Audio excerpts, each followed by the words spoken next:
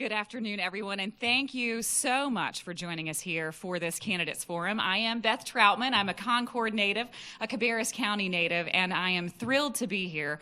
Of course, you all know this, or you wouldn't be here, but voting is probably our most important right that we possess here in our great, great nation, because the officials that we elect make the decisions that affect every aspect of our lives. And putting together candidate forums like this allows our voters to know exactly who they might elect, exactly what our leaders stand for, and you all are here to make sure that you're informed voters, and I hope the folks who are watching online are doing so that they can get to know the amazing candidates we have here today. So thank you so much for joining us. And for those of you who don't know, I am the anchor of the evening news on WCNC, NBC 36 here in Charlotte, but I'm also the host of our Sunday political show, Flashpoint. So I hope you all will tune in. Another great way to keep you informed about what's going on in our state, here in our city, and also in the region. So be sure to tune in. That is Sundays at 11 right after Meet the Press. I had to do a little plug.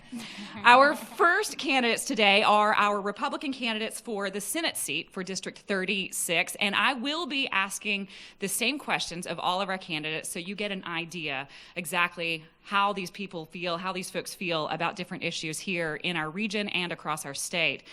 So you might hear me ask the same questions over and over again, but that's just to help you all get a great idea and really, really be informed voters. Our first candidate is Amy Blake. Again, these are the Republican candidates for the Senate seat in District 36. Our second candidate, Paul Newton. I'm so glad that you both have joined us, and we're going to begin with some opening statements. You'll have just a couple of minutes for those, and Amy, I'm going to start with you. Sure. Thanks, Beth. Good afternoon. I'm Dr. Amy Blake. I'm an educator and a small business owner. I grew up in Richmond County with parents who taught me that the pathway to success requires dedication and focus and hard work. I was the first member of my family to attend college, and I have been a classroom teacher, a school principal, and I currently operate my own education consulting firm. My husband and I live on a small farmstead outside of Mount Pleasant. As a native North Carolinian, I've witnessed tremendous transformation in our state over the years. Population growth, changing industry, and advances in medicine and technology demand innovative approaches to governing. Innovation requires visionary leadership governed by conservative North Carolina values. After I made the decision to file for North Carolina Senate, I began talking with members of the community, leaders and businessmen, and I wanted to be sure that I shared my vision with them for our district and our state. When I envision a thriving North Carolina, I see tax reforms where we continue to flatten the tax code and ease the burden on families and small businesses. I see a positive business climate with reduced regulations that promote job growth and creation. I see a first-class educational system where schools work to equip our students with the skills they need to be successful in the 21st century. And I see a state that is mindful of our liberties and our rights and protects us from an overreaching federal government. It's not enough to continue doing business as usual in North Carolina. I will bring conservative solutions and real leadership for today's North Carolina. Thank you. Thank you so much. Now, Paul. All right, thank you. Well, I'd like to start by thanking everyone for caring enough to be here. Exercising your vote is critically important for the well-being of our state, and for you to be here speaks volumes about you. My name is Paul Newton. I was born in Smithfield, North Carolina, grew up in Eden, North Carolina, went to Chapel Hill undergrad and law school, took a brief tour of duty in New Mexico practicing law, and then came back to North Carolina in 1990 to then Duke Power Company. Was with Duke Energy all the way through till about 4 months ago. During my tenure at Duke, I had the opportunity to run private industry's largest economic development organization, so I know what it takes to attract and retain good jobs in Cabarrus County, what it takes to attract and retain good jobs here in the state. So what I'd like to do is I'd like to take everything I've learned, both as a lawyer and as a business person, and apply it for the benefit of citizens of Cabarrus and Union counties. My primary objective is around economic health. If we can get that right, everything else will sort of fall into place. So we need to be strong on economic development. We need good jobs for you, for your children, for your friends and family, and that doesn't come easy. You got to work hard every day to make that happen. In order to make that happen, we have to have excellence in education. Now, I'm a believer in parental choice. Most kids are going to go through our public education system, and so we've got to be world class in public education. I'm a fan also of charter schools and private schools and home educators, but public education's got to be A+. We have to rationalize our tax system. We're not going to be attracting great employers if we don't tax fairly and competitively, and we have got to minimize the regulatory burden. When you cumulatively add the local, state, and federal regulations and regulatory paradigms, frameworks to opening a business, small or large, it is pretty unbelievable. So we got to rationalize that. Doesn't mean we don't hold businesses accountable. We absolutely do, but we've got to do it in a way that's understandable, rational, and logical, not a gotcha sort of a regulatory framework. And my wife is a small business owner, so we have gone through the process with planning and zoning to make that a reality. So I have witnessed firsthand regulatory framework for small business, and I've certainly been as a business leader with Duke Energy, most recently as state president for Duke Energy in North Carolina. I've seen firsthand the regulatory framework for large business. So between both of those perspectives and a perspective as a lawyer, again, I hope to leverage all that for the benefit of this great county and Union County as well. Thank you. Thank you both for those great opening statements. I'll begin with our questions now, and I'm going to start with you, Paul, since we started with Dr. Blake with the opening statements. Now, some of these questions came from local business leaders, local leaders here in our area. We also opened up online to all voters to submit questions. This first question that I have for you actually came from one of the local voters here. Colonel Russell V. Olson, Jr. wants to know what the single most important issue is facing North Carolina. I would say the single most important issue from which other issues really derive is economic health. We are blessed in certain of our counties with a strong economy. Other counties are really struggling. It is hard work with lead time that can be counted in years to bring good jobs to a community. And the only way I know to move someone from low income to middle income is through a good paying job, and they don't come easy. So we've got to be out there selling ourselves to economic development prospects as to why our county and part of Union County would be great homes and what we offer to those employers.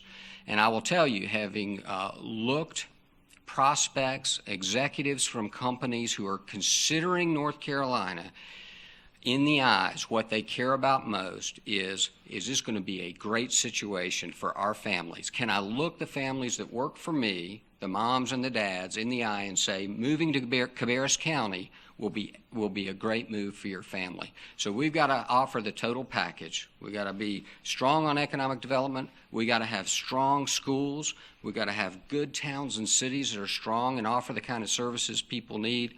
And you put all that together, and this can be a great offering for good jobs for the future. Thank you so much. Same question to you. Do you need me to repeat the question? I think I've got your question. Okay. The single most important issue I see facing us here in the 36th senatorial district is education. I believe that education really is at the root of everything, including economic development and job development and creation here in this area. When I look at education, or let's just back it up a step, when we're looking to attract business and industry into an area, one of the first things they look for is the quality of the school system. education.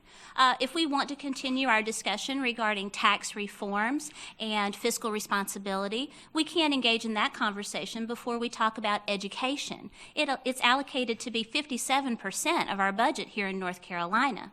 And when we talk about wanting North Carolina to be competitive on a global scale in a global economy, we can't talk about that without talking about education first, because we have to produce a capable, well-trained citizenry that is available to tackle those 21st century jobs. So for me, I think the economic development comes as a part of the focus on education first. Thank you so much. And that's actually going to lead me into my next question, which was submitted again by a voter, Kristen Tyndall Rogers. And her question is actually about education. So Dr. Blake, I will start with you since you were just speaking about education. She feels that leaders have made a mess right now of our public education system and wants to know exactly how you might make things better, specifically when it comes to recruiting teachers, our teacher pay, and also the fact that here in Cabarrus County and in Union County, we rank in the bottom 10 when it comes to how much money is spent per student, the bottom 10 in the state of North Carolina. This voter wants to know how you would address these issues and improve our education system. For me, as a career educator, I do believe that education has to first be established as a priority. For someone with my philosophy that everything stems from a quality education, it would appear that we have not made education a priority. Our teachers do struggle with what I like to call a subsistence wage rather than a living wage. And that is certainly something that needs to be taken into consideration immediately to look at teacher salaries. If we want to attract and then retain high quality teachers, we need to reward them for the work that they're doing in our classroom. I'm not averse to the idea of a pay-for-performance model for teachers. We see that in the business industry, that when there is productive work being done and goals and standards are being met, that there is an incentive pay there. I think we should definitely look at something similar in our model when we are looking at teacher pay. I also think that it's more than just pay that would keep teachers in the profession. We know that teacher morale is at a low at this point, and a lot of it has to do with overregulation regarding our education system. So one of the things that I would be looking at in talking with folks at the state level and also at the local level is what are the regulations that are truly needed to ensure a quality education system versus those regulations that really don't make any sense. We hear a lot about testing. We hear a lot about lack of resources. Let's get in there and let's take a really good long look at that, and let's talk about treating our teachers with the respect that they are so deserving of.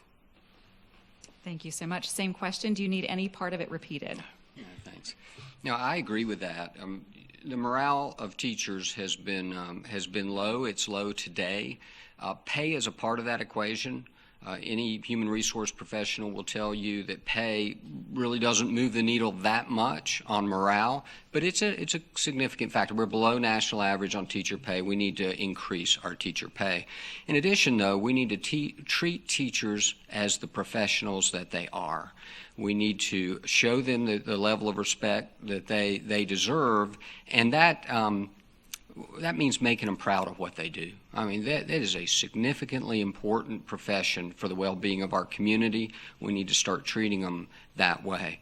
And part of the professionalism, I think, comes from proper training, proper resources. When you sit down and you talk with teachers, they will, the ones I've spoken to will tell you they're not resourced properly. They're using their own money to buy resources for the classroom. They have for years, and we shouldn't do that to our teachers. And we need professional training.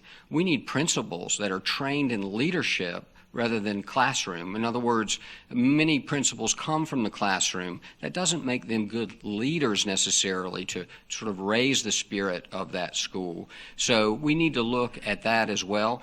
I think when it comes to our children, we're over-testing right now. We need to rationalize the testing that we're doing for our students. It needs to make sense. It needs to be meaningful. And I'll tell you, the education issue in North Carolina is complex. So I've been looking for what is the predominant root cause to our problems with education. And what I'm hearing time and again is that there are a complex number of contributing causes to where education is in North Carolina today, but we need to fix it. We need to set about fixing it, and we ought to start with the teachers and making sure they know they're valued for what they do. So to expand upon that, how would you do that? How would you help teachers get the resources that they need, but also keep teachers from feeling that they're over-tested? And how would you address these complex issues? Yeah, so number one, I would look at increasing teacher pay. So the first easiest thing to do is increase the pay of teachers. Number two, I would get them the resources they need to teach. So we have changed standards on teachers without giving them adequate training on how to implement those new standards. So we need to take a step back and make that happen. And I think we need to take a look at the organizational structure of our teaching profession. Are we too heavy in administrators? Are those dollars that we're spending on education, are they going to the classroom? Are they for the benefit of the teacher and the benefit of the student? We need to take a fresh look at that. And Dr. Blake, if you'd like to expand on how exactly you would address the issues. I would like to follow up on that. I think, yes, starting with teacher salaries is a great first step, but Mr. Newton did hit on a key point with the resources and the allocation of resources and how that is done in North Carolina. I'm sure many of you are either parents or your grandparents or you know children who are school age, and in my conversations with teachers, parents, and administrators, one of the key focus areas for them that keeps popping up in conversation is the lack of resources, specifically the lack of textbooks. And I'm sure that some of you have probably heard that conversation.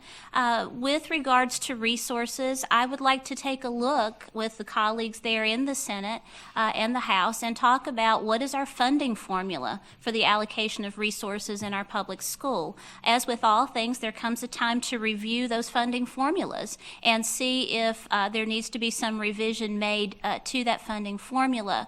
I know Mr. Newton touched on making sure that the money is being allocated more to classroom needs rather than administration need.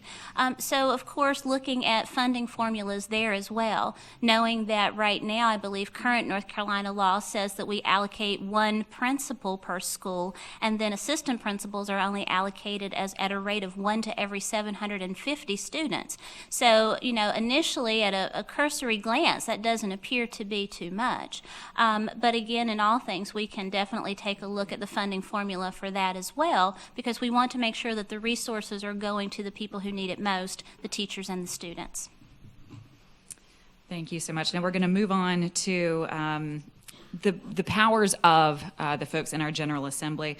Mr. Newton, I'm going to start with you. In 2015, the General Assembly changed the election process in the city of Greensboro to have council members elected by district, and they took away the mayor's veto power.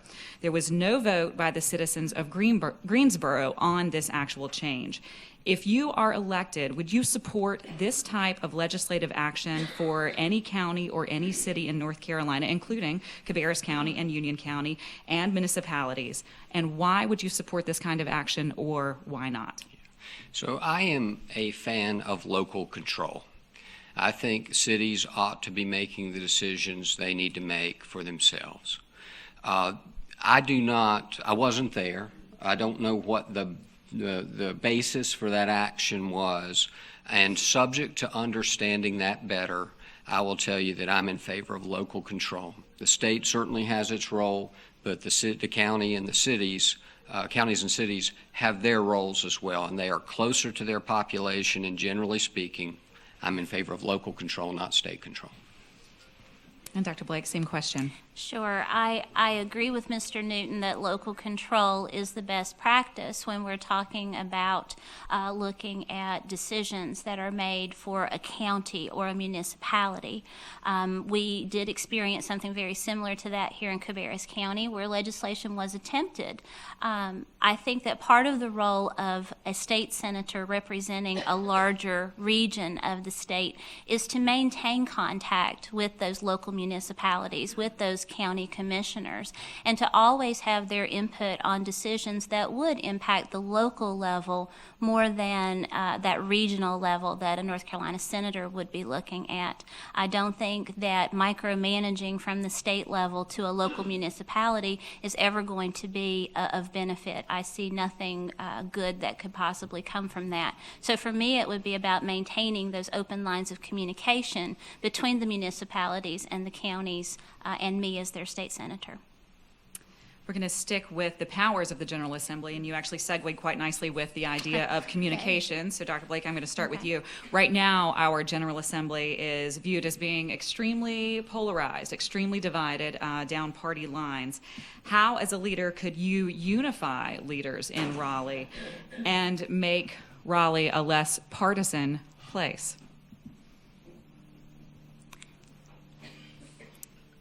I think that the polarization is because we tend to focus more on the issues where we disagree. And there are so many more issues where I believe there is agreement. I think education being one of those. I don't think you would ever find anyone on either side of the aisle, Republican or Democrat, that would say, I'm not in favor of education.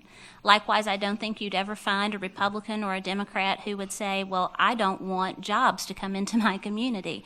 There are so many things upon which we agree, and I think to begin bridging those gaps between Republicans and Democrats, we need to find those items where there is agreement, where we see the benefit of working together for the benefit of the people of our state. I think lots of times we lose sight of the fact that as a representative government, we are there for the people, and we must always consider the people in the decisions that are being made. Thank you. Same question, Mr. Newton. Sure. North Carolina has not been immune from this spirit of divisiveness that has seemed to sort of intrude into our country's culture in the last several years. I believe that the solution to that is listening and respecting other people's views. So you don't have to agree, and you have to tackle the issues where there's significant disagreement. But one of the things I think that's been apparent lately is how you do things is as important as what you do. I have spent a career working with, listening to, negotiating with people who had a diametrically opposite point of view. I am pro-economic development. I have been in conference rooms with people who want no growth for this state, no more businesses, no more employers, and some who are looking for win-win solutions you can work with, and you can absolutely create new opportunities by listening and respecting that other person's point of view. I have also been in those same conference rooms with people who have win-lose approaches to their issue, and there's nothing you can do. So that spirit of divisiveness has kind of crept in.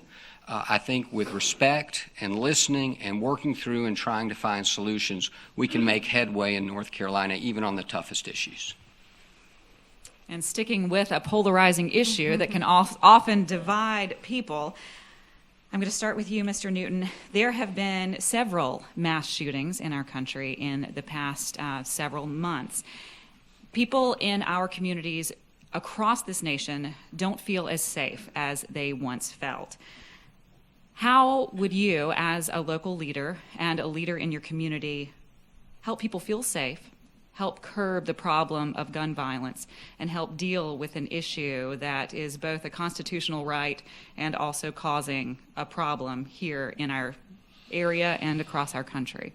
So I would start by sort of maybe pointing out a little bit of a disagreement in the premise of the question, and I think there is a distinct difference between our constitutional right and the problem we have in this country.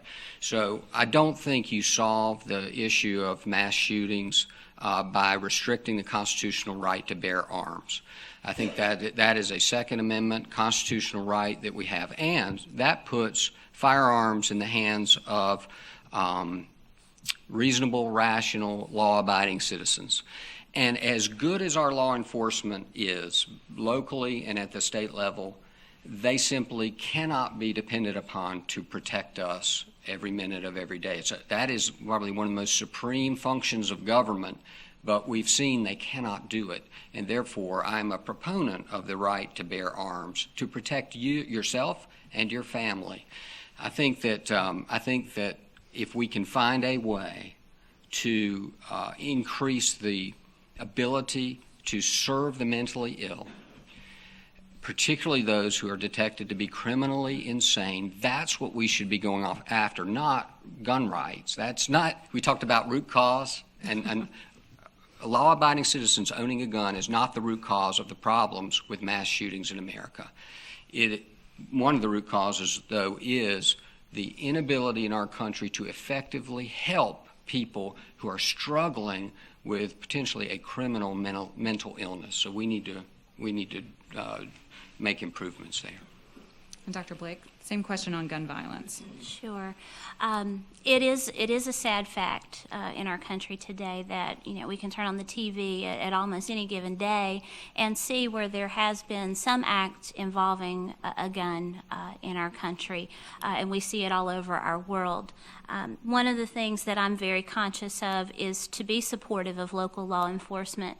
As Mr. Newton said, it's not reasonable for us to think that they can protect us 100% of the time, but I think that in supporting their efforts out in the community and as they are going about their day-to-day business, working with community members, community leaders, that we support them in their efforts. What they may be saying to us is a strategy or a program that will work to educate the public about guns, gun safety.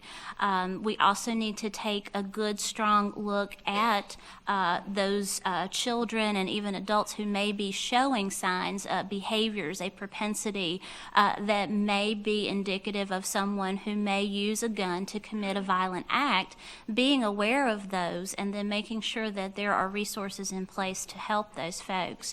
One of the things that we do in a school setting and that I have done as a school principal is to have training for teachers and counselors and staff members on behaviors, telltale signs that we exhibit when there's about to be an episode that may become violent. And so I think that it's definitely reasonable for us to say, as community members, as maybe members of community organizations such as Lions Club, Rotary Club, that we invest in some training for our civic groups so that we kind of know what's going on with these situations, that we invest in educating ourselves to help be part of that solution in identifying those types of behaviors before they actually occur.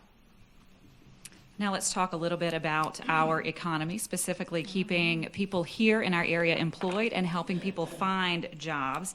My first question, I'll start with you, Dr. Blake. Your position on tax redistribution. Actually, let me move up. I'm going to go to a different question. Okay. How do you feel about the current state of our incentives program, and what would you do as a legislator to help create jobs for our citizens and help people maintain jobs here in our area? Those were two questions I had originally together, and I decided to separate them. So. Okay. All right. So as far as the current state of incentives, I feel that in a perfect world, we shouldn't have to offer an incentive. We should have enough in our community that would make people want to be part of our community. Cabarrus County does a great job with schools. We have parks, we have recreational activities, and all of these things factor into businesses wanting to come to Cabarrus County. But we know that counties that surround us and states that surround us do offer incentives. And so to be competitive in that market, we do have to give due consideration to incentives. What I would like to see us do, though, is move more from a mindset of development, economic development type incentives, to something more along the lines of economic growth. And there's a subtle difference there, and it may sound like, Amy, that's not even a difference, but yet it is. When we look at growth in North Carolina and business that comes into North Carolina, it tends to isolate itself in what what we call the crescent of North Carolina, that region from Raleigh, Durham, over to Greensboro, Winston-Salem, and then down to Charlotte. And if you've traveled into the far eastern regions of North Carolina or the far western regions of North Carolina, you don't find business and industry like you do in the crescent area. So when you see these areas in the crescent being very productive and they're being very successful in attracting businesses, then you start to see those other counties, and I'm going to lead into Beth's next question, but you're going to see those other counties say, hey, we want some of that, but yeah, they don't have the means to attract those businesses. And so then you get proposals like the redistribution of sales tax. And so if we're looking at this more from an economic growth model, what you're doing is saying to groups like the One NC Fund, or I believe it's the Golden Leaf, that really target businesses for specific areas or specific function or a specific size of industry. You're saying to them, we want you to not just focus in one part of the state, we want you to look at all parts of the state. We want to develop in areas where you may not find it as desirable, but when you develop there, you put people to work, and those salaries go back into the local economy and sales and in taxes and revenue, and you begin to see that there is an impact there on all of those local economies, not just those economies that happen to be in that central crescent part of our state. Mr. Newton, same question, and you can also address tax redistribution if you'd like, because that was going to be my next question. So Sure. Well done. Sure. So I think we need to do three things well to have a healthy economy. Number one, we've got to attract new employers. Number two, we've got to retain the good employers we have. And number three, I think we need to look beyond the horizon and help startups in North Carolina get going and stay here once they do get going. And that's a longer term view, but I think it's important. And I think the use of incentives plays a role in potentially all three of those. I am a believer in carefully crafted incentives. In other words, what I'd like to do is when an employer comes to North Carolina or to Cabarrus County and proposes 300 additional new jobs, I think that the incentive we provide that employer should be contingent on developing and creating those jobs, so that if they don't live up to their promise, then the taxpayers are able to claw that incentive back, and that's happened, and we've done that before in North Carolina, and I think that's a sound model. So I understand the view that we should never use incentives, and we do have a great state. We have a great county, but we are emotional about that, and the new employer is not emotional about that. They're looking at their bottom line, and they can move to South Carolina where they're going to get that incentive, or come here to Cabarrus County with no incentive, and if it doesn't add up for them, despite the good schools in Cabarrus County, perhaps relative to their other location, they're not coming here. So I think that incentives will play a role in our ability to attract and retain good employers. In terms of the redistribution, here's how I think about that. Number one, as a conservative principle, I'm not happy about income redistribution. So why should I be happy about sales tax redistribution?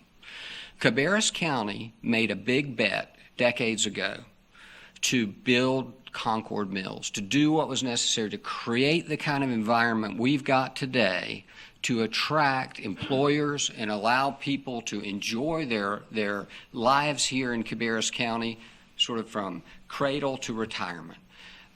That was a risky decision that Cabarrus County chose to make. City of Kannapolis has just chosen to essentially buy the downtown. Why? Because they think they can redevelop it in a way that will attract new employers. I would say, generally speaking, to counties that are frustrated that they're not growing fast enough, they need to think about their big bets. They need to think about what they can do to create the kind of environment that will be attractive to others. And Cabarrus County did that, and look what we've got here. So I would like to see them take ownership and leadership of their economic development before we start redistributing proceeds from Cabarrus County to their county. Thank you both so much. Unfortunately, we are out of time, so before I let you both go and let you leave the hot seat, we have time for closing statements. And I started with you with opening statements, so Mr. Newton, I will start with you for closing statements. Okay, thank you very much. So I would just close by offering everything that I've learned through the years, through experience, through education, through the School of Hard Knocks. I sort of think of myself as a real-world conservative, and I'm offering that to Cabarrus County and Union counties. I'm happy to serve you, and I will do it to the very best of my ability if you choose to elect me your senator. I don't have all the answers, and so I am happy to listen along the way. I hope to always be available to you as you see things emerging in this state and in this county that you don't like. I'll have an open ear to hear because, again, I don't have all the answers, and I admit that. But anyway, I would be honored and privileged to serve Cabarrus and Union counties as its state senator if the voters see fit to put me there. Thank you. Appreciate you being here. Thank you. Doing this. And Dr. Blake? So we've had a lot of discussion today about issues that are important to our district and to our state. And you all have had the opportunity to hear two different perspectives on those issues. And at the end of the day, I believe it all comes down to one thing, and that's education. If we're talking about wanting to attract business and industry to North Carolina, we can't engage in that conversation before we address education. And before we continue conversations regarding tax reforms and being fiscally responsible, we have to talk about education. It's 57% of our budget. And before we talk about North Carolina being competitive, we've got to talk about education because that's where we provide the training for a 21st century workforce. In my opening statement, I mentioned that I reached out to business leaders and local community members to share my vision. And part of that reaching out was to talk with members of the North Carolina Senate and the House of Representatives. And they were excited to hear that someone with an education background was seeking to join their ranks. You see, there are former CEOs and lawyers already there, and there are members of the medical community there. But there are very, very few who come from an actual practitioner, hands-on educator background. So they were very excited to hear about my intention to run for the seat. I've worked my way through college. I've been a classroom teacher. I have led an organization as its principal. I know how tough it is to start your own business. And I stand ready to represent you as your next senator here in North Carolina. Thank you both for being here. Let's give them a round of applause.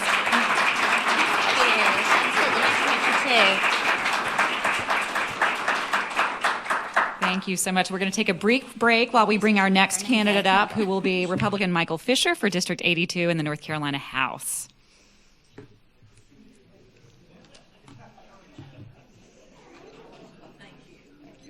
You did a great job.